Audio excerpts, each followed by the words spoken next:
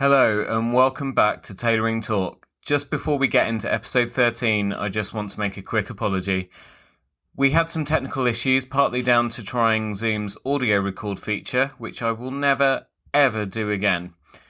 But this episode is so good and there's so much value in the next hour and a bit with my guest, and so I've spent the last 2 weeks working really hard to slice, dice and clean up the audio as best I can. There are a couple little kinks here and there, but please forgive me, and I hope you enjoy my conversation with Evan Herrman, realtor, entrepreneur and presenter of the hugely successful Whole Person podcast. Enjoy.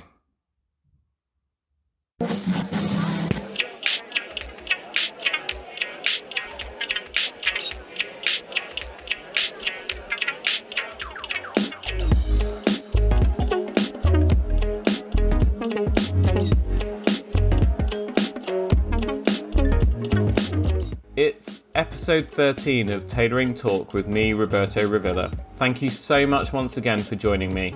13 might be unlucky for some, but not for me, as this week I'm joined all the way from Oklahoma by the host of the Whole Person podcast. The Whole Person podcast is about an entrepreneur's journey to becoming a whole person and living a life of significance in the areas of life that matter the most: faith, family, finances, friendship, fitness, and fun.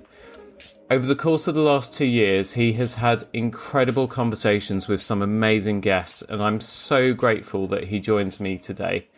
Evan Herrman, how are you? I am fantastic. How are you? I'm good, thank you. I might sound a little bit low today just because I had my second COVID jab yesterday. So it's not been as bad as the first one where I was just out for a couple days. It just kind of knocked me for six. That's a cricket terminology, by the way. So that, I guess it would be like, I don't know, for baseball, you'd say hitting a home run. Well, hitting a home run is a good thing. Exactly. And knocking a ball for six in cricket is a good thing. It's kind of like a home run. It's just when you hit the ball outside the boundary without it bouncing, you get 6 runs. Where a home run, like, you can just hit the thing and it goes out the boundary, right? And you can run the whole way around and you score a point. Right. Okay, but it's known as a good thing. But we sometimes use that good thing as a bad thing. So knocking me for 6 or knocking me for a home run means it's literally like the bat connected with my head and I got knocked out the stadium. Gotcha. Well, in baseball terminology, knocking it out of the park is only good. We don't use it for bad slang. Yeah. So yeah, in this context, basically, you don't feel like a whole person after this thing's hit you. But I'm not, but I'm not too bad this time around. It was just literally, I woke up just really achy and just feeling a bit kind of under the weather. And it's not helping that we've had like over a week of really hot, like, vacation weather over here. And today it's non-stop rain. So how hot is it where you get? So we've been, so you've got a real cheeky smile on your face, which means that I'm going to say something and you're going to say that's like freezing cold over where you are. So it has been kind of round about, the hottest we've had it has been about 28 degrees, which is about 85, 86, I think, in American money. That's funny because we're at 100 degrees with humidity. Oh my God. I remember having selling days out in New York at end of June, beginning of July, where it was like 100 degrees and humid, and literally you just step out the door onto the sidewalk and you're dripping in sweat. Yep. Yeah, I remember the first time I was in America, and we see a lot of things in movies over here, and I guess a lot of them are cliched, as I found out when I saw steam rising up out of one of the manhole vents on the sidewalk. I was like, oh my God, that's like in the movies. And so I skipped over it really slowly to kind of let the steam sort of, and I was like, I'm going to get a real intake of air from real New York here, from the Big Apple. And it stuck. Oh my God, yeah. Like I almost passed out. It was disgusting. So yeah, never again. I live in Oklahoma, and we are really spread out. And so we don't have stuff like that. But yeah, New York is a very dirty place. Yeah, extremely. Although I love that city. So Evan, let's get back on track. The whole person, the whole person podcast is fantastic. Really, it's one of my must listens every single week, and you just have such a variety of amazing guests on. So we might take it offline and I'll find out how you managed to get a hold of all these incredible people. But I mean, you've had amazing guests, like early on, people like Lee Cockrell, who's the VP of Disney World Resorts, talking about customer service. Tim Davies, the ultra marathon athlete. And then you've had some best-selling authors as well, because like I've kind of sometimes I haven't listened to all of your episodes in order, because I kind of scroll down and I'm like, oh, that looks interesting, and for what I'm kind of going through in my life at this very point in time, that looks like something that could help me. And so a few weeks ago, I was there was one on how to live your life with less and how to be more efficient and so on. I was like, that looks really cool, because I'm trying to declutter my life at the moment. And it's Greg McKeown, who's the best-selling author of Essentialism, The Disciplined Pursuit of Less. I have that book on my shelf right in front of me. And then another one, David Allen, How to Get Things Done, and another awesome best-selling author. 2 years in, how has this journey been for you so far? Well, it's crazy because those were some of my very first guests when I didn't have any credibility whatsoever. And so that's what really blew my mind.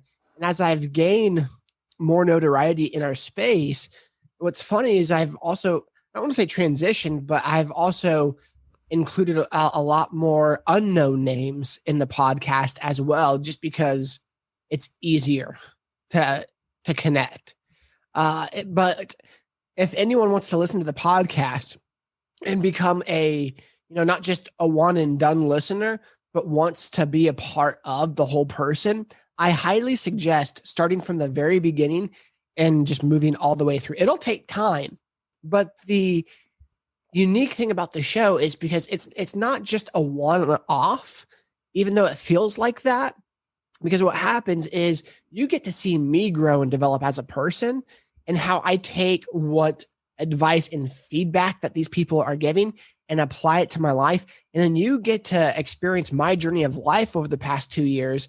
And then that becomes really relatable to the listeners. And that's what I'm finding out, is that it, in a way, by being vulnerable about my failures and some of my successes, it helps people in their own journey as well. And so for me overall, it has been probably one of the greatest blessings, other than children, wife, marriage, salvation, stuff like that I've ever chose to undertake.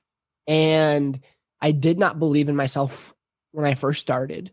I didn't think I was worthy or I had enough to offer people, but I wanted to learn and grow. And I just decided, you know what, if I bring people on who know more than me, and I'm open and vulnerable, maybe people will listen to that. And it's been a huge success. And I'm extremely grateful for that. And so I say all that to say, when I look at it more as a way that I've gotten some of the top world-class coaching around the world I shouldn't say for free, because I'm paying for editings and stuff like that. But in reality, to pay some of these people for an hour of their time to come speak at a seminar would be ridiculous. More money than I make in a year. Yeah, absolutely. Kind of the same for me, not with my podcast, because I'm now only 13 episodes and 2 bonus episodes in by the time this one goes out, but certainly in my day job I get to work with a lot of senior professionals, company leaders, and so on. And I get to spend anywhere from half an hour to an hour with them. And I try my best as much as I can to try and obviously I'm there to deal with close and to make their life easier and to save them some time. And most often they don't have time to talk to me about anything else. But if I can just create that little bit of space to get some wisdom from them, because you can't buy that anywhere, right? Yeah. These people are getting attacked for their time all the time, and there I am often in their homes and their offices, and so it's the perfect opportunity to get as much wisdom as I can in a short space of time. Invite them on your podcast. Yeah, exactly. Well, that's the next thing. And that was always the intention. I mean, I had a couple clients who have been on the podcast. One was he still is an orthodontist. And that was just a fascinating conversation because people are like, why would I want to listen to someone who just puts braces in people's mouths all the time? And, he talked about his passion, something that he became passionate about, or he became passionate about the result of that job and career, and then kind of made it his mission to basically do everything it took to then become that so that he could help other people. Another client of mine that was on, he's started off as a stand-up comedian. He's now one of our preeminent Asian, British comedians, writers, actors, now an author as well, just released his first book recently. And I'm hoping that in 200 odd episodes time, I have the same kind of big smile on my face as you have, and I'm able to share the same sorts of stories as well, because it is a journey. Yeah. And I've heard that. So I'm do you know what? I'm going to go back to the start of the whole person. I'm going to go from the beginning rather than skipping around. But in my skipping around, I have picked up on the fact that I'm listening to Evan at different stages. Yep. And I'm moving my hand up and down. You listeners can't see what I'm doing, but what I'm trying to illustrate it's the sad violin movement. It's the sad violin movement. Sorry, no. Well, the sad violin. We do this one, which is just the two feet, your index and your thumb together, which is my tiny. Let me just get my tiny violin for you. It's you're at different stages of your journey when I've been listening to you, but it's been because you're so genuine in the way that you talk and deliver and present. It's easy to pick up on that for someone who listens to you often, and so I can't recommend your show enough.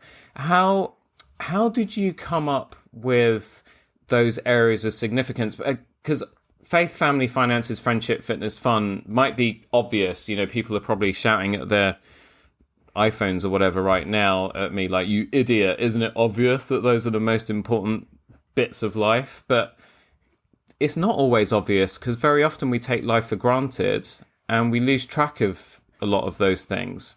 So how did you kind of get to those 6 Fs? So to start with, I went to a university called Oral Roberts University here in Oklahoma. I'm a Kansas boy by birth. I am an Okie by choice, Oklahoman. And the university that I went to, it was a Christian university, but they have this concept called the whole person. And it's spirit, mind, and body. They want to encourage you in your spirit, mind, and body. And I really took that for granted, and the education of that for granted while I was going through the university. And then I got into the real world, and it smacked me in the teeth. It was hard. It was difficult. I wasn't successful. There was a lot of pain, hurt, anxiety, marital issues, lack of money. I mean, just everything, tons of people that I know, friends, family dying around me. And my life is not what I expected. And after years of hurt and pain, I just realized I need to develop this whole person. And so then I really started thinking about, well, what is the whole person? And I want to say it came from a number of different people. There's a gentleman by the name of Mike Flynn who wrote an article back in 2013 he called it like the bridges of success, but it's the same thing. I have a friend who he has a ministry and he carries the cross around the world, and those are his principles. There was another place, a guy by the name of Clay Clark, who had these as principles. And so I did not originate this myself. I heard it from multiple sources, and it just, it was ingrained into me subconsciously. And then when I was looking for an answer, the subconscious answered, which was really cool. And so then I started realizing, like, these are the areas of life: faith, family, finances, friendship, fitness, and fun. If any one of these are out of balance or out of whack, it affects every other area of that life. And so I'm trying to figure out, how do I live with the intentionality to live a well-balanced, I don't want to say balanced, but a whole life, because there's no such thing as real balance. And I also want to say this. There are times in life. So do you know who Mark Cuban is? No. He owns the Dallas Mavericks. He's on Shark Tank here in America. Okay. Mark Cuban owns the Dallas Mavericks basketball team. He's really famous here in America as an entrepreneur. He's on Shark Tank. And, I got to interview him once for 5 minutes. And one of the things I asked him is, how does he live a balanced life? And he said it's because he learned how to live out of balance with intentionality for a long period of time so that he could create the life that he had. And it was a really unique concept, because here I am wanting to learn how to live a life of wholeness. And there's nothing wrong with that. And there's also nothing wrong with intentionally realizing you have to live out of balance sometimes. So like right now, I'm a little bit out of balance in my health journey intentionally, where I'm focusing more effort and energy in that area than I am other areas of my life. But I also know that by giving that more intentionality right now, it's going to make everything else better. And so there's these times where there's this give and take, but overall, you don't want to be so far out of balance in a negative way that it affects every other area. But if you can hyper focus on an area that will have a good effect on other areas, then I'm all for that.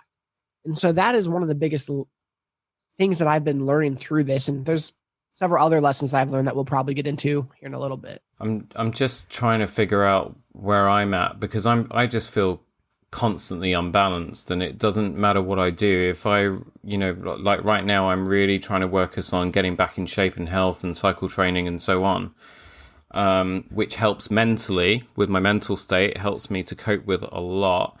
But then the time I have to dedicate to that, I feel, is then being taken away from things like my family, because I'm, off on a Saturday morning, Sunday morning for 2-3 hours working on my own health.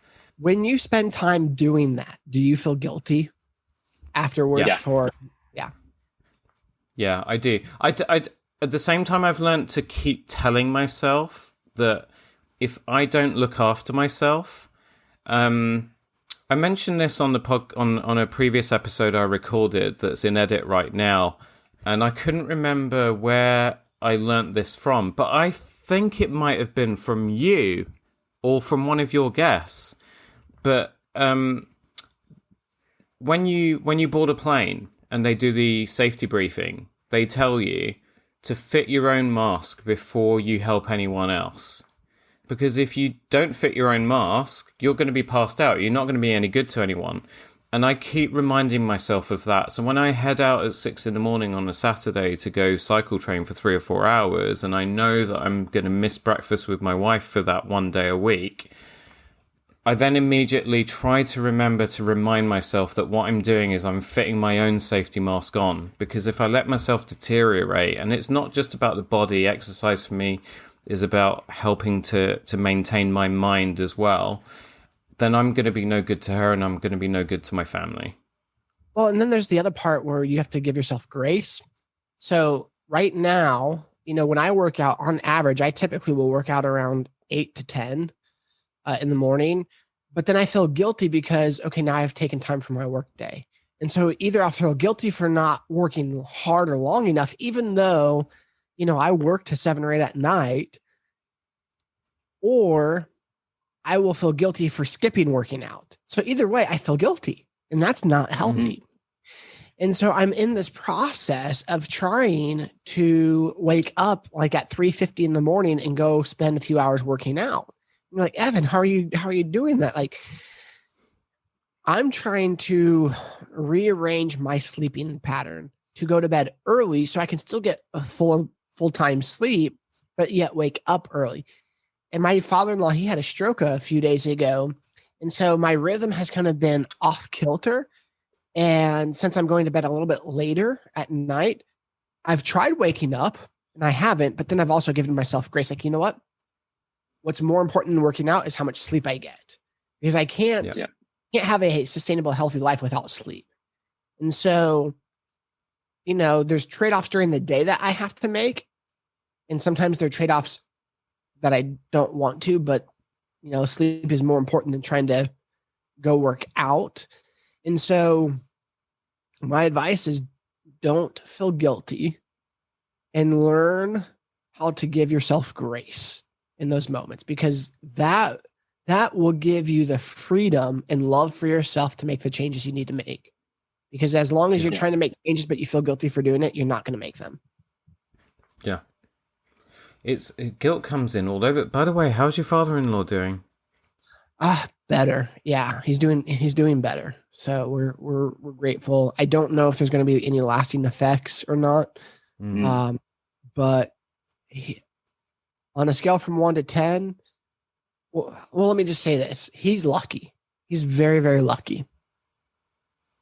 Yeah, my dad had a stroke a couple years back, and we were what's the word? Estranged for quite some time, over a decade.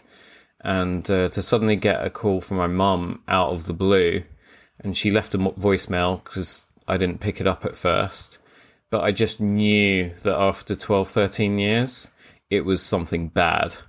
And, he had a stroke, he was rushed to hospital, I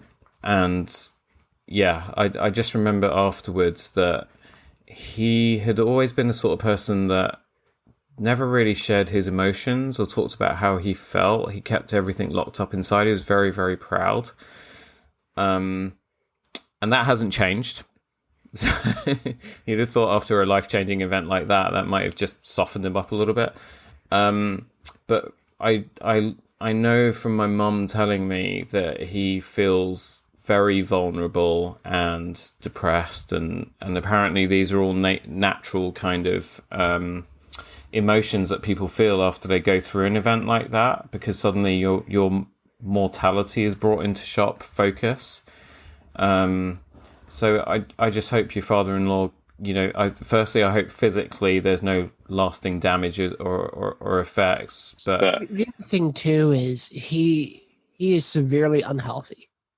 There's so many underlying issues that,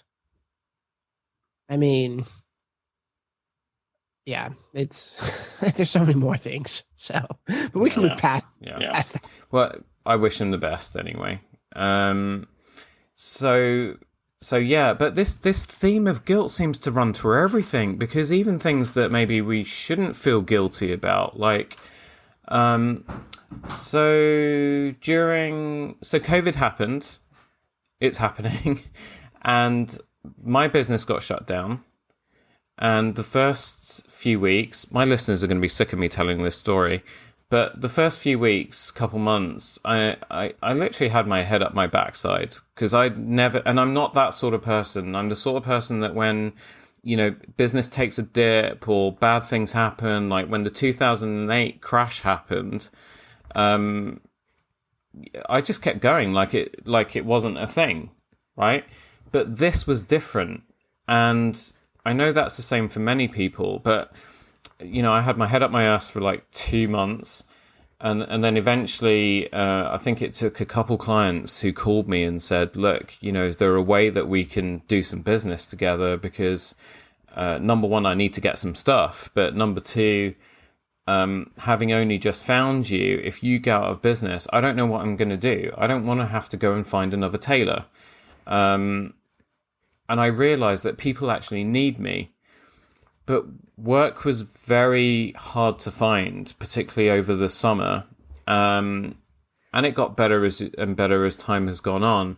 But I had to work out how could I bring some money in, because I couldn't just sit there. And I had a scooter, and people like Deliveroo and Uber Eats and so on were hiring. And I just thought, what the hell? Let me just try and get a job and just go do that. So if at the very least I can earn enough to maybe cover some of the gas bill, the electricity bill, maybe to cover some of the grocery shopping every week, at least that's helping, rather than just doing completely nothing. And so that's what I went out and did. And even though, and obviously that job, food delivery, you're doing it at the times of day that people want to eat, right? So you're doing it first thing in the morning, you're doing it at lunch times, and then you're doing it in the evenings. And then you would have that dead time in between, because there was no point going out because people weren't ordering at all. But what it meant in terms of home life is that I would leave early, and then I would come back for a couple of hours, and I would walk the dogs and try and spend a little bit of time with my wife, and then I go again for the lunch rush, and then I come back, and then I do another couple of hours at home, and then I would have to go again from 5 p.m. till sometimes midnight. You'd be surprised at what time of the evening people will order takeout. It's crazy. You know what I love about your story? Tell me. You weren't proud to keep yourself from working. You humbled yourself, and you did things that a lot of people might think might be beneath them to make life and sustaining your family. And I say kudos to that, because we can never be, if we're proud, if we're overly proud and we can't humble ourselves to do the things that need to be done, then we're not going to have success, because great men and women do the things they don't want to do when they don't want to do them. Yeah, 100%. And that's something that I learned in business early on as well. And it, it was such a mix of emotions, because it's Caroline has just walked in. Evan says hi. But it did feel kind of embarrassing, and I kind of felt like I'd failed. The guilt came in because I was going out, and especially in the evenings, normally my wife and I, we like to have dinner together, and then we'll sit together and we'll watch a show and stuff. And I wasn't able to do that with her because I had to go out to earn money, but I felt guilty about it every minute, every second that I was out. You want to know what you'd have felt more guilty for? Staying at home and losing your house. Yeah, exactly. You're absolutely right. But that's the thing. This theme of guilt seems to just creep in no matter what we do. I'll tell you what it is. Tell me what it is. Okay, I personally am a Christian.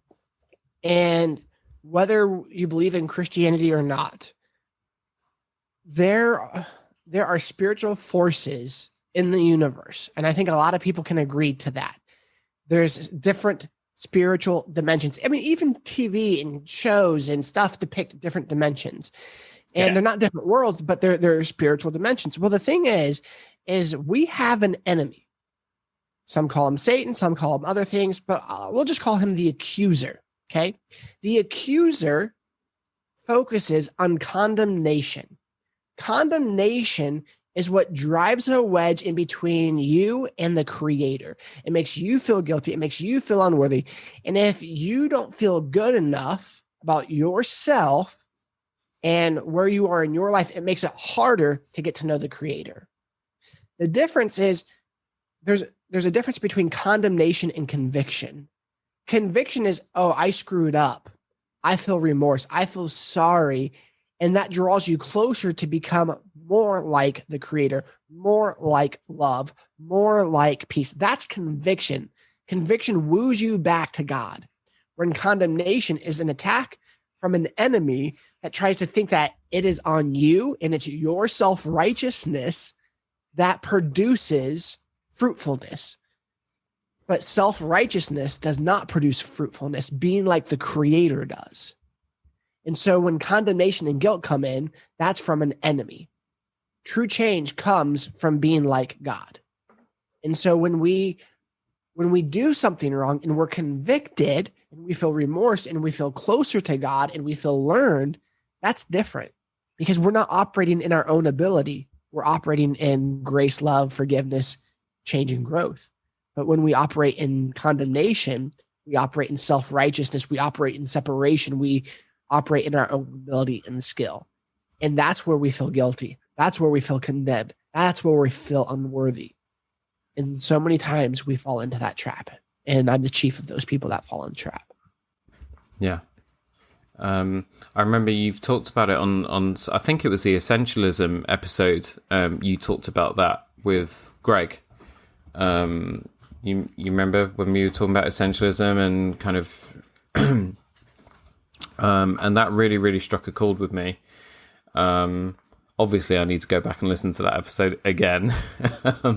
But how do you kind of visualize creating time, space, and so on? Is it as simple as you get a planner out and you just kind of block your time off for different things? Or, do you know what I mean? Like, where do you start? So I think there's several things. I'll show you. For those of you who can't see, I'll describe what the paper I'm holding up. So basically, this top right here, okay, I have my core values and principles of which I make decision by. I have 6 of them: self-awareness, prosperity, learning, impact, energy, and integrity. And so when I make decisions based around these things. So for my spiritual life, for my devotional life, what I want to do every day, and do I do it every day? No.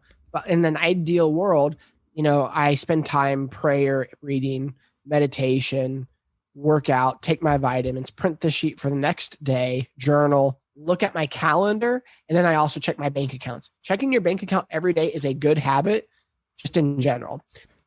That's what I do. Drives my wife nuts. Yeah, no, I do. And because I learned from someone years ago who wasn't checking their bank accounts and found out that someone was embezzling millions of dollars from them, and they went bankrupt and they had to start all over. Even though no one has access to my account but my wife and I've just developed a habit, and it saved me from getting overdrafts. It saved me from, because I have money in other accounts, but if one account got too small, it just helps me know what's going on. I have the things I need to do for my real estate. I have the things I need to do for my podcast. And it's a very long list. And ideally, I'd like to get these things done in a day. But the reality is I won't. And so what I do is I time block with my calendar where, okay, I'm going to do these things at this time. And then you follow through with those. Now, that's the hardest thing is follow through. And I'm not perfect at that. I was just talking to a friend yesterday. I was like, hey, I really suck in this area and I need to get better. And so what him and I decided I'm going to do is I'll be a guest on other people's show, but I'm going to stop recording for a month or so till I can get a better grip on my life. Now, my podcast is still going to go on because I have like 6 months of inventory to still roll out on the podcast. So that's not going to disrupt my life. And that was built that way intentionally. And so right now, I talked about hyper focusing and being out of balance. I'm going to be out of balance and like, okay, how can I get better at scheduling and follow through? And so it's basically saying at this time, at this location, I'm going to do this thing and then just doing it. And then not feeling guilty for it. And even if you miss it, can you move it? Can you do something else? Because life happens, When my father-in-law had his stroke a few days ago, that moved a lot of our calendar stuff around, and you have to be okay with it. And here's the thing. I think if we can hit our goal, like 70, 80% of the time, that's a really good achievement. I think we strive for perfection so many times. But if I can nail my calendar 80% of the day, that's a win. That's exactly exactly the advice that I give to wedding couples, because they freak out over just everything and they're obsessive about everything being absolutely perfect on the day. And I started saying to them, look, using my own experience of my own wedding, things are going to go wrong. You're not going to get everything right. So if you just apply the 80-20 rule, if you can get to 80%, then you've done so well. But if you go for 100, you're going to lose sight of just the little things through the process that add to the memories that you will one day keep. And then I started to just slowly apply that to things in my own life as well. So again, like you, I do use my planner, probably not as well as you do, but I like to think I'm getting better at it. It's a work in progress. And I will think about the long list of things that I have to do every single day. And I accept that I'm never, ever going to be able to tick all those things off. So I then prioritize, and I make sure that I prioritize and I commit to getting those things done and seeing them through. And everything else, if I have time for them, then yeah, I'll make a start on them or whatever. But if I don't, they'll just have to wait for the next day. And if an event happens, like last week when I got attacked or whatever, and my day's just kind of thrown up in the air, then I just have to learn to be okay with it. And that's the bit that I'm really working hard on right now. It's I don't do well with, because I like to structure things. I like to be organized. That's why I give such great customer service. When the unexpected happens, I don't do well with blowing off commitments that I've already made because an extraordinary event has occurred. One of my more recent failures, I feel like, is I've missed a few podcasts where I'm supposed to be the host and the guest. And it's because I've overwhelmed myself and I haven't created better structure on my calendar, which is one reason why I'm pausing being a host so I can figure that out. And it's creating, so like right now, what I've been doing is, if you want to be a guest on my podcast, what I do is, I record 2 or 3 times a week, and then I'll pick based off of their schedule and my schedule, we'll find a date and time. Well, I'm constantly in this mode of having to plan and prepare and like not getting to do other things. And so as I was talking to my producer yesterday, he's like, dude, let's just change this. Let's have you spend 2 days a month recording, 2 afternoons where you record 3 shows. So you're recording 6 episodes a month. He goes, and then, for the morning you prep, and then the afternoon you record. And then you're only spending 2 days instead of, trying to look at the calendar, trying to remember what's coming up, just time block these so that you can be more effective in that. And I was like, oh, that's so good. Now, obviously, if I got, another high-end guest, I have to be more cognizant of their time frame than my time frame. But with people who aren't as notable in their status, when I have them on, I'm at the point where people can arrange their schedule around me because I've done this enough. When they want to be a guest on my show, if they're inviting themselves onto my show, then I need to make it convenient to me, not to them. And I've been trying to make it convenient to everyone else versus me. And part of me, because I'm nice, but then the other part is like, that's a bad business move because because really to do a podcast, it's an interruption in flow. Even though it's a part of my business model, I didn't create flow. And so let's look at it this way. McDonald's is a great perspective. You look at Mac and Dick McDonald, who created McDonald's. They went from a very unorganized, very chaotic drive up restaurant. And they laid off their car hop girls. They dismantled their business and they basically created an assembly line for food. And now we see that in Chick-fil-A. We see that in Taco Bell, Burger King.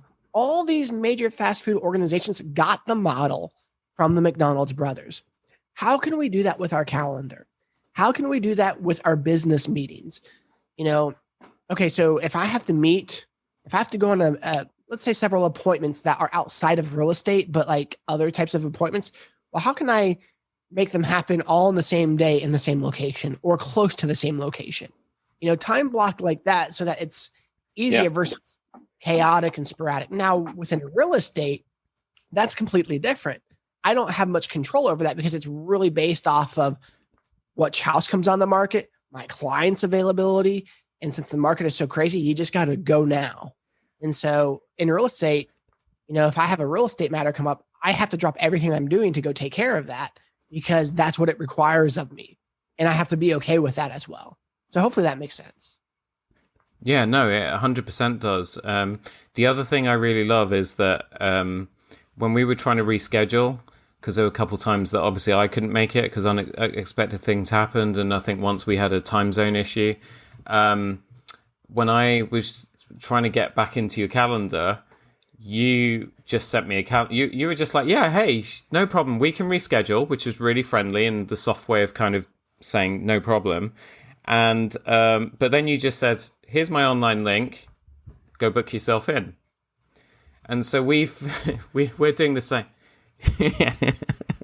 We're doing the same in our business, because what I've learned is that when you're having a conversation with someone about scheduling, they will obviously, their time is more important than yours in most of those conversations. And so but then what will happen, because I'm a very accommodating person, I will then say yes to something that I know in the moment I shouldn't be saying yes to, because it's just going to heap more pressure on myself.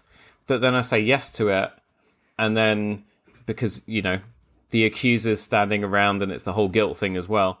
But yeah, and so it just puts undue pressure on me. So by moving to the online system, now what we're saying, when people ring in and they're demanding time of me, whether it's someone who wants clothes or needs a fitting or needs this, needs that, wants to be a podcast guest, I just have the link to the calendar and I just flip it back to them. And I just say, hey, no problem. We've got a new online booking system. Just click the link. It's really easy to use.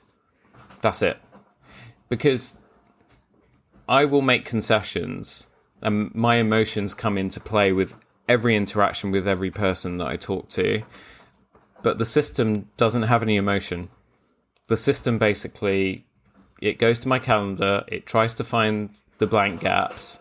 And if there aren't any blank gaps for a couple of weeks, it's like, well, I mean, this is what I can give you. It's not, it's not going to get into a conversation or a debate with anyone about it. Well, can you do this? Can you not squeeze me in here? And that, certainly we've been running that for the last fortnight, and that is really starting to help. That it's starting to feel like a weight's just lifted off my shoulders. Well, good. And, you and I are looking at this because what I'm doing in the podcasting, I'm doing the exact same thing. Like you said, I'm changing that because it's actually not good for me. But for you, I see how it's working. The reason why I need to change it is because I've given people access to put themselves anywhere in my calendar if there's not something already there. But in reality, I should be time blocking and recording. And so I need to change my system on how I'm doing it. But no, with the way you described it, that's perfect for you. And keep going at it, because that's a good idea. But it's a journey, isn't it? Because that's working for me now, but it's a journey, right? So it's working for me now, but once I've got a handle on that, the next step. So I feel like I'm kind of, if we're on a curve, I'm behind you. I'm probably a lap or two behind you. So the next step for me is going to become time blocking, because as the podcast grows, at the same time, I've got to be mindful that my business is starting to come back as well. And the time demands of my business are huge. And if I have to pit one against the other, obviously my business is my income. It's what pays the mortgage. It's what keeps my family fed and clothed and so on. That's always going to take priority. But then at the same time, the podcast is starting to add value to my business. I went to see a client who works for Apple. I hadn't seen him for 5 years. You don't know in business, and I guess it's the same in real estate as well. You don't know quite how your clients are going to stay engaged with you. For some of them, they just like to wait for your phone call every 6 months or whatever the time frame is. For some of them, they're constantly engaged because you have a relationship where you might support the same sports team. So I can think of a couple of my clients in particular straight away who we talk to each other pretty much every other day about our team. So I'm constantly engaged with them. And then you have other people who are engaged via the e-newsletter that I send out every week. And they won't say anything, they won't respond, but they'll keep looking. And maybe 6 months, maybe 9 months, maybe 2 years down the line, they're engaged enough, they will come to me when they need me. This customer, 5 years I hadn't seen him, heard from him or anything, left a ton of voice messages, and I got called up to see him, and he placed a really nice order. We were incredibly grateful and appreciative. And as I walked out the door, I just said to him, I said, what's been your favorite way to kind of stay engaged and keep me top of mind over the last few years? And he said, to be honest, not really anything, but more recently, the podcast. And to be honest, if it was just that one appointment, that one meeting that was a result of the last 12 episodes I've done, it was totally worth it. So I really want to keep this going. But the challenge is kind of balancing that. And again, I'm quite early behind you in the curve. You're 200 episodes in and, becoming more and more successful. I'm probably like 130, somewhere around there. Oh, 130. Okay, that makes me feel better. I haven't got that much catching up to do. but how... Yeah, but how, you've probably already touched on this, but how are you then weighing up and balancing the business versus the podcast? Very poorly. No, here's my problem. I love podcasting. So it's so much easier for me to want to do that than work. And that's been a part of my problem too. Especially since I've given people free access to whatever fits their schedule, they book a time and then I'll just make things work around it. I've realized, no, I need to put more focus and energy on also real estate than podcasts. And I do that by time blocking podcasting. And instead of just giving people free reign to pick and choose based off of, because the thing is I try to keep my calendar clear so people could choose time slots. But then I realized I was doing that at my own demise. And so before that, so it's an evolution process. So before I gave people a calendar link, the way that I would set it up, either my assistant would set it up or in communication with the person, I would set it up. And then I'd go to the calendar. We would have 2 or 3 emails back and forth. We'd pick a date, then we'd set it up. And then that would be that. Which was probably a better model than the one I went to, which was just give you my calendar link, let you do it. Because what ended up happening is I just got tired. I got lazy of having to have those 4 or 5 email conversations just to figure out a date. So I was like, okay, I'll just streamline this. And even though I streamlined it, it made it actually worse for me because then I also started forgetting because I'm not the one booking. If I book it, it stays in my memory a lot more than realizing, oh, here's something that popped up on my computer calendar and I wasn't aware of it because I didn't have that conversation, even though I gave someone access to it. And so that was part of my realizing, okay, I'm forgetting because I'm not personally booking these.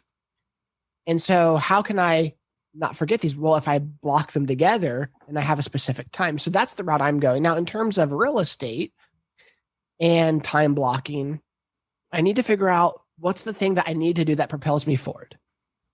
And it's often lead generating. And that's the thing I don't like to do, but I'm probably I know I'm really, really good at it. And so I just need to do that first. That needs to be one of the first things I do just to get it done. That way it doesn't feel like it's over my head.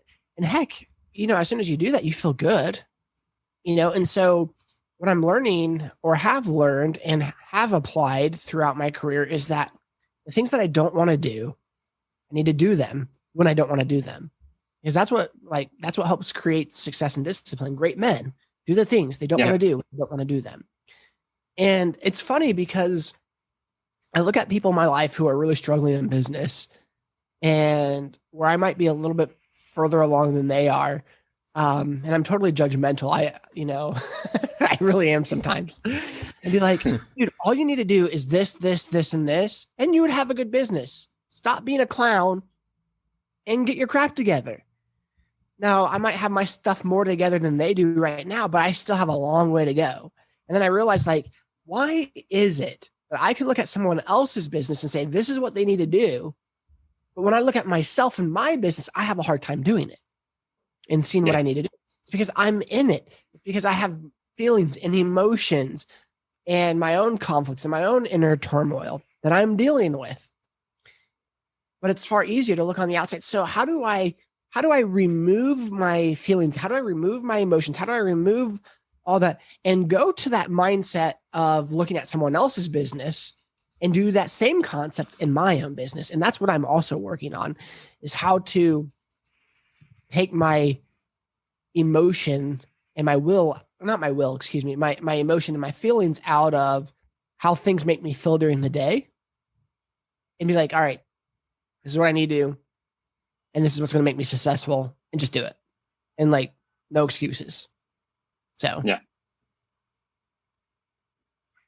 And then just getting consistent at it. That's the biggest thing. And I want to say this too. You're like, man, this guy's not that great. He's not consistent in his own business. Yeah, but we're all like that. I'm the same. Well, and here's what's crazy is like there's this thing called the Johari's window. And there's this box in our world of things that other people see and perceive about us that we don't. And I was talking, like, I'm starting a ministry as well. So I have a lot of projects going on. And the majority of people that when I've talked about like raising funds, like, well, it's about time you started this. Like, what, how come you haven't done this sooner? I was like, oh. And then the other part too was, something a gentleman said to me. He goes, Evan, he goes, I'm just so excited for you. He goes, you're the most consistent person I know. And I'm thinking to myself, really? You think I'm consistent? Thank you. Why do you think that? Because I don't know why. And he goes, Evan, you've been in real estate 8 years. Because you have your broker's license. And I only lasted in real estate like a year or two. And then what I realized is like, you're right. The majority, like 95% of people fail within like 2 years. Okay, so yeah, I guess I have been consistent, even though I don't feel like it. I guess I have published around 130 episodes of podcasts, and I've maybe only missed a week or two. Like legitimately, I might have missed 1 or 2 weeks just because of an editing issue. So yeah, I've been extremely consistent in podcasting. Then I realized, like, wait a second, I am showing up. But just going back to like the calendar issue, there's this part in our business and part in the calendar where, to give the extra effort of having to book people, I didn't like that. And so I tried to make it easier by just giving you the link to go do it. But it threw a wrench in everything else that I was doing. And that's not your fault. That's not the other people's fault. That's my fault because I didn't recognize it. So now I have to change that. And sometimes we try to do things the easy way, or we try to wing things and not fully plan and prepare. And that's what I'm realizing most in my career is that when I plan and prepare, I do far better and show up better than when I'm trying to wing things. And so I've had this good balance of planning and winging. I shouldn't say good balance because you don't ever want to just try to wing stuff. But what I've realized is like, okay, I just need to get better at planning, preparing, and execution. Like that's my demise right now. I'm consistent at showing up. I'm consistent at doing work, but it's like I wing it every day when I get in. So how do I not wing it? How do I show up planned, prepared, and use that consistency that I'm good at? And then all that together will make for higher results. And like I said, I started this list, 2-ish years ago, and it's really, there's a lot of theories on don't have to-do lists because you'll just mark off the thing that's easiest and it makes you feel good and then you don't really get results. That's true. But with this to-do list, like I write down everything that, I mean, from reading books to changing light bulbs is on this list, you know? And the reason why it's on there is because I don't want to have to think about, oh man, I need to change that light bulb later. Oh man, I have to, like, by writing everything down that I have to do, it gets it out of my mind. And I know it's on my agenda. Even if I don't have a specific time that I'm going to do it yet, I know it's on here. That way I don't have to think about having to do it later. And what you're also doing by getting those things out on a piece of paper, you're creating more space within yourself, because otherwise, if you don't get it out somehow, everything just keeps building up. And even if it's just something stupid and little, like, you know, your other half says to you, next time you're at the grocery store, remember to get lemons, right? Or that light bulb needs fixing. If you've not written it down, it's just creating more space in your brain, and it's just driving you absolutely crazy. So one step further is, now that I've had my list, okay, so now that I have my list, when I plan my following day, or typically I like to plan a week at a time, and then every day I adjust, you know, and looking at that. So for example, like my Saturdays are the days that I do things around my house. Like I fix the light bulb, I fix the leak, I mow the yard. Saturdays are my work on the home day. And so I know. So Saturday is almost time blocked geographically, to use your earlier example, around the home. Yep. Because I'm at home. Typically that's my day off if I don't have any real estate stuff.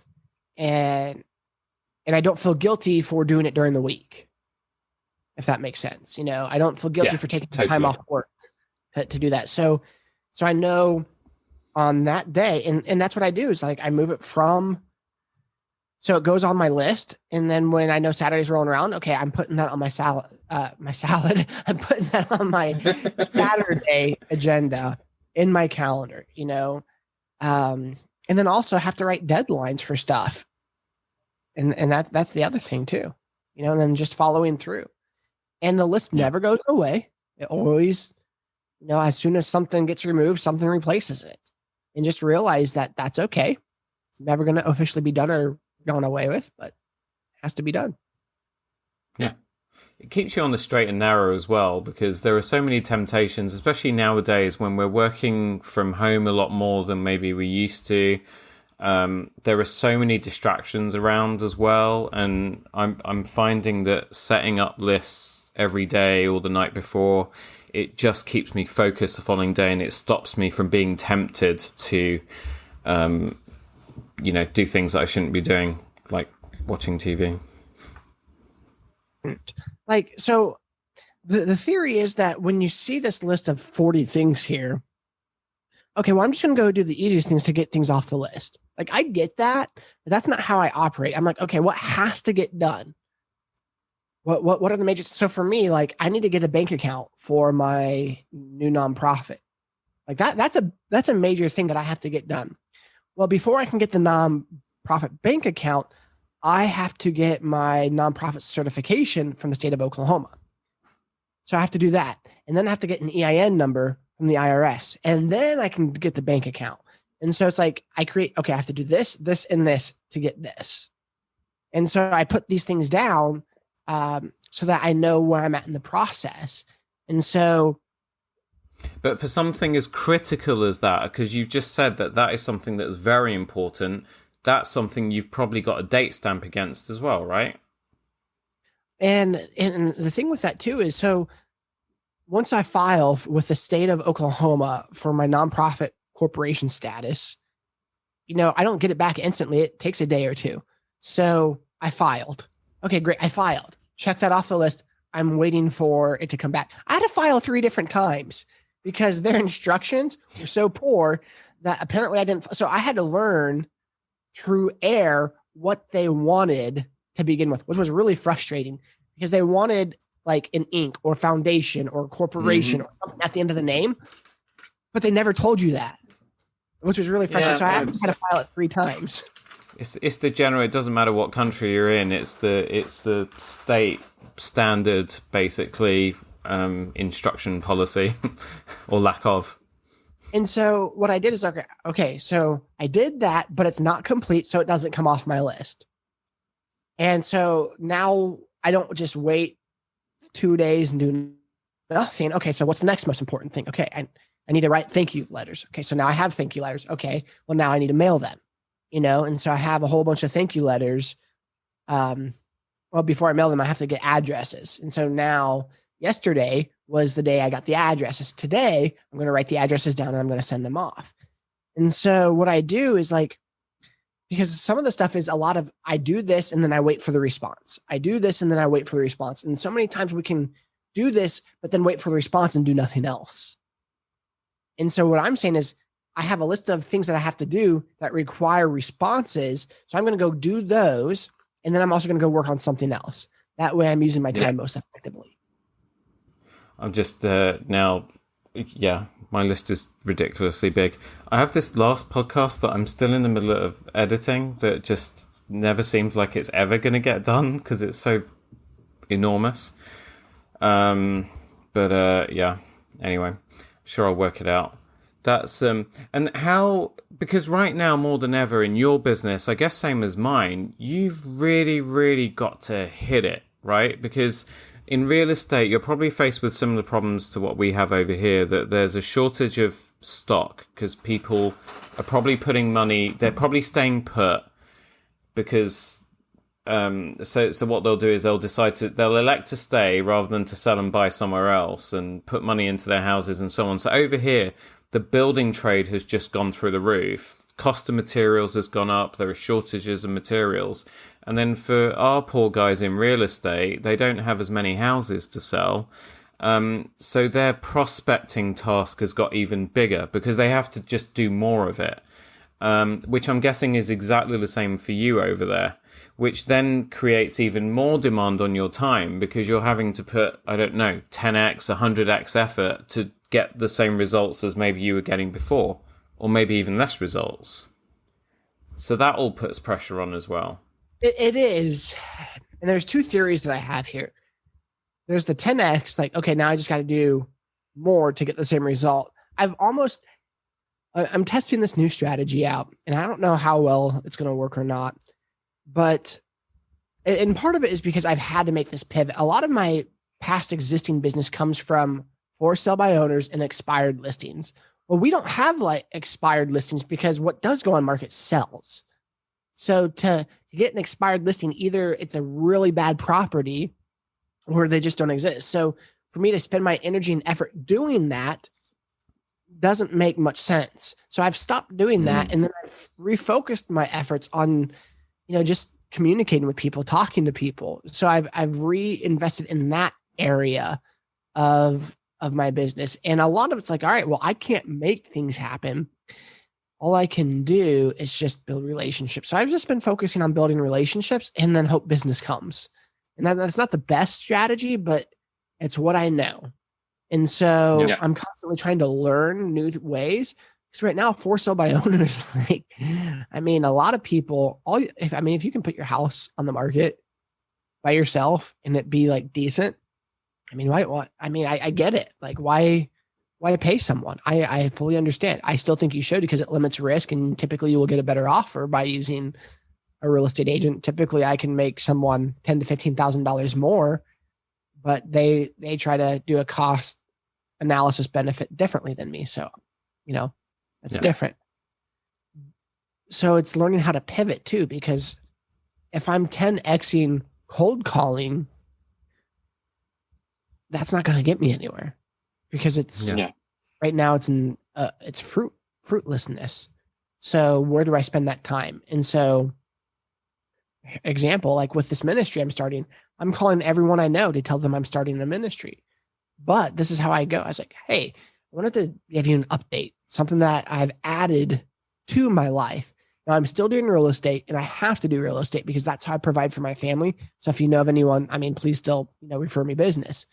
I've also, in addition to continuing to do real estate, I'm starting a ministry. and then I go into why I'm starting the ministry. So now I've talked about two things instead of one. And that reminds people I'm doing real estate. That's how I'm going to provide for my family, because I'm not going to take money from the ministry, at least this point, as for work, because it's too early, in my opinion, to take it, or to, I don't want to say take, but to draw a salary. Yeah. And so my goal is for that to get built up to the point where it's sustaining itself, and I don't have to put money into it. And so for me, it's how can I kill two birds with one stone? How can I do both of these things? And so it's learning how to pivot, because you're right. Like the real estate market, if you have a house that sells like hotcakes and it sells for more than, asking, but the inventory level is 40 to 60% down, and the price of goods are crazy high. So, and that's a side note. We're going to see inflation of around 25% right now, all around. I don't know about the rest of the world. As America goes, so probably will the rest of the world. In America, we're seeing a lot of inflation because we continue to print money. And I would highly look at, if you have extra money, putting your money in things other than fiat currency, which is paper money. Because if you're holding fiat currency, based off of the rate of inflation, your money will become depreciated that much, meaning it's losing 25% of its value. So we have very little in savings, and we're putting our stuff in other areas that are going to hopefully hold value. And in conjunction with that, the labor force, we're paying people right now to stay home, but yet there's a job shortage. Or sorry, there's not a job shortage, there's a worker shortage. So people are getting paid as much or more to stay home by the government than to go out and get a job. And that's another issue. If we stop doing that, then we'll have more labor force. And then if we have more labor force, we'll be able to create more product. And creating more product will actually drive the price down versus create a scarcity, which drives the price up. Sorry, that's my tangent on finances. No, don't apologize. We've got similar problems over here. I mean, we still have the furlough scheme running, which is where the government pays people to stay at home. A lot more people have come off furlough now. And in fact, some big corporations have actually taken people off furlough to get them back to work. And what they have done is they've paid the value of the furlough money the company received. They've paid it back to the government. That hasn't happened with every corporation, but it has happened with some, and kudos to them. But then we do have a worker shortage. And I guess part of that is probably because of Brexit, because we left the European Union and we lost a lot of EU citizens who decided to go back home. And go back home. Sorry, that was a really, really ignorant thing to say, because the UK was home for them, but they didn't feel welcome anymore. So they decided to go back to their places of origin before they originally came to the UK. So I apologise for that. But then you've got the indigenous population here that are moaning because there's because they can't get work, but yet we have a lot of vacancies that need filling. But I think what it is that the indigenous population doesn't want to do the job that the non-indigenous population were doing, if that makes sense. Because someone was moaning to me about it recently, and I just looked at them point blank, and I was like, well, I had 3 jobs last year. And then, what do you mean you had 3 jobs? And I was like, well, I have my day job, which is my own business as a tailor. But then I was working for Uber, and I was working for Deliveroo. So I was pretty much working 20 hours a day, 24 hours a day, some days. But why would you, you're going around fitting people for clothes and stuff. Why would you go and deliver pizzas and delivered fried chicken and things in the evenings? That doesn't make any sense. And I was like, well, when I look back on it, it did a couple of things for me. Number one, it helped to put food on the table, and it helped us to cover some of the bills because our income was pretty much non-existent for a while. The second thing it did is it brought me back down to earth, and it showed me a different side, and it showed me what all those people who most people spit at and look down on those guys and women who are on bicycles and mopeds, and they're running around with these backpacks, delivering food to people all the time, and they're racing through traffic, putting their lives at risk, sometimes putting other people's lives at risk. But it made me understand things from a completely different point of view, from a different world. And I would like to think that it's made me a stronger person, and I hope it's made me a more considerate person as well. I'm not as judgmental about other people that I might once have perceived to have been beneath me or less than me because they were doing a job that didn't earn as much as my job does.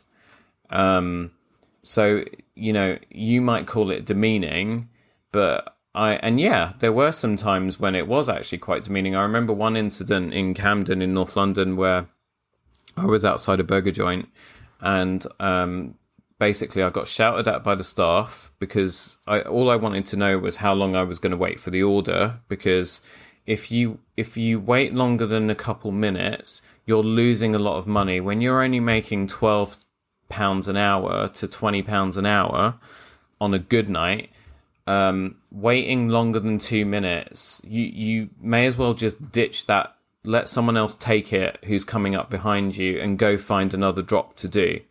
You've just got to keep moving. So I just asked a question like, guys, how long is this going to take? And they just literally chewed my head off. I went outside. In that time, my moped was outside, and it was all sign written with my company website and what I do. And there were a group of kids who had obviously Googled me, and they'd seen me on social media and so on. And basically they said, "Oh, you're a tailor." And I was like, "Yeah." And they said, "But you're doing Deliveroo." And I was like, "Well, yeah, because my business is closed at the moment, so I have to do something." They spat at me and called me all sorts of things that we try and keep this podcast as clean as possible, so I'm not going to repeat them. I felt the lowest that I'd ever. I called my wife and I told her what had happened, and I said to her, I'm going to come home. Like, I shouldn't be doing this job. It's so demeaning. And that was just, I don't want to... she told me to come home because she was worried about me. She was worried for my safety. And then I kind of got halfway back, and then I turned the app on again, and another job pinged its way through. And I was like, do you know what? That's just a bunch of kids. They don't know me. They don't know why I'm doing this. They make no difference to my life, really. Why am I listening to them? I need to be doing this for my family. Well, I want to give you a round of applause for sticking it out. Oh, that's awesome. Thank you. No, but for real though, you know, that's. I don't even know how we got into that, by the way. No, I've had to go through that many times within real estate. You know, that's how I survived staying in real estate, is when I was newer and not making money. I would go drive for Uber, or I would work at a pizza place or a security job. You know, I mean, I had many odd jobs here and there. And yeah, sometimes it was embarrassing when I saw clients or other real estate agents come in and they saw me doing another job, you know. But I realized, like, I have to not be prideful, because the way I'm going to stay in real estate is by making sure I can stay in real estate. So even if I'm not, because here's the thing, once I go under contract and there's an accepted offer, it takes around 30 days from that moment to get paid. And so when I have nothing going on, it's 30 days from the next contract. So that could mean a month and a half, 2 months sometimes. And then there's sometimes, like, you know, there's sometimes where I might go 2 or 3 months without anything, but then in 1 month I'll have 5. And so it's kind of like a feast or famine type thing. And what I've had to do in my business is when I'm in the famine moments, how am I edging this? And so what ended up happening in my own life is I've edged out the famine aspect, because the other thing that caused famine was debt. Because anytime I brought money in, it was immediately gone to debt. And so now that my wife and I have the only debt we have is our house and medical expenses. But because I've gotten rid of 2 car payments, because I've gotten rid of a storm shelter, because I've gotten rid of some other debts, now we have a lot more money each month. And because of that, more money goes towards just regular bills. And that doesn't put the pressure on me to like, okay, well, if real estate doesn't do anything this month, I have to go get a part-time job, So it takes that off. And then also just putting money in savings, that's the other thing. I mean, and save for a rainy, no, I don't want to say a rainy day, because when you do that, then rainy days happen. Let's call it a flex account, and sometimes life happens. So like last year, when everything shut down, we didn't know if schools were going to open up the following school year. And a lot of schools in our area didn't. And so it's like, well, we really feel like it's important that my son goes to school. The only thing we knew what to do is to put him in private school. And so that was a big sacrifice. Like, that's not like, oh, we have extra money, this is on top. Like, no, it was a sacrifice. It wasn't like, oh, this is just extra. But now, he did so well at it. My wife was like, yeah, we're not taking him out. I'm like, oh no. Not only does he going to go, but we have 2 more boys. So now I have to figure out how to, then it's all planning and preparation, And what I realized, like with his schooling, it's like $515 a month. So what's easier for me in real estate is to pay that in one setting. So I'm going to get a deal and I'm just going to pay his tuition versus try to worry about it each month. And so I look at when I get money as big chunks. Okay. So when I get money, I'm going to pay that so I don't have to worry about it for a whole year. Okay. So nothing major is going on right now. The money that I bring in isn't needed. So we're going to stack that in some investment, or we're going to stack that in silver, or we're going to stack that into, just an extra account where, if an emergency pops up or whatever, I don't know. Yeah. Yeah. And we had, or I have a couple of rainy day accounts for when it's raining. And the other big benefit of having, got off my backside and tried to do as much as I could last year is that I was able to protect those. And I didn't realize it at the time, but it actually meant that, because at the beginning, I mean, we kind of did a financial review and I was like, okay, it's March now. By August, that's it. We're running, the tank's empty. But by doing those multiple jobs and then trying to do as much as I could, even though it was a little bit in my own business, I actually managed to protect all of that. And then by the time we got to a year later and we looked at our cash position, if you want to call it that, like I looked at Carolina and she looked at me and I was like, I don't understand how it's happened, but our cash position's the same. I mean, it's not better, but it's not worse. And that was actually kind of pretty awesome. So then everything that we'd gone through kind of didn't feel quite as bad.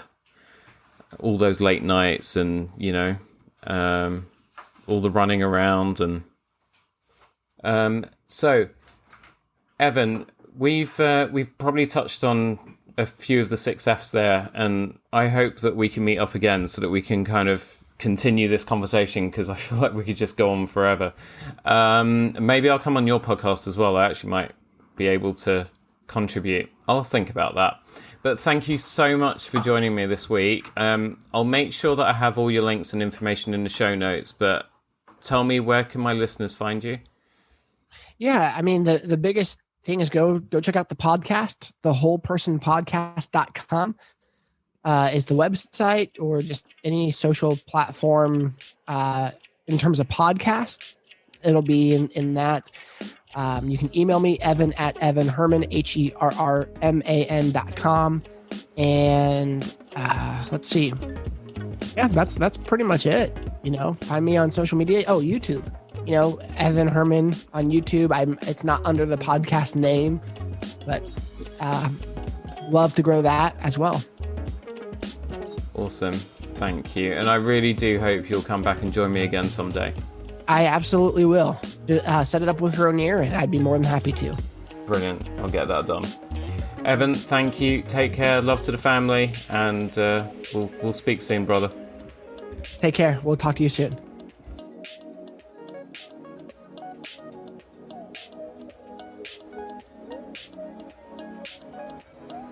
I really hope you enjoyed this week's episode and got plenty out of it. It was quite an emotional one in places for both of us, as we relived some pretty tough times from the last 18 months or so. But that's what you sign up for with this podcast. There's no holding back. Thank you once again to Evan for taking time out of his busy schedule to join me, and thank you, as ever, for taking time out of your busy schedule to join us. That's it for another week. If you're enjoying the show, please share it with your family and friends and give us a rating and review. It really helps other people discover us, and episodes like this one could be just the thing they need right now. Once more, thank you so much for joining me. I can't wait for you to join me on the next one.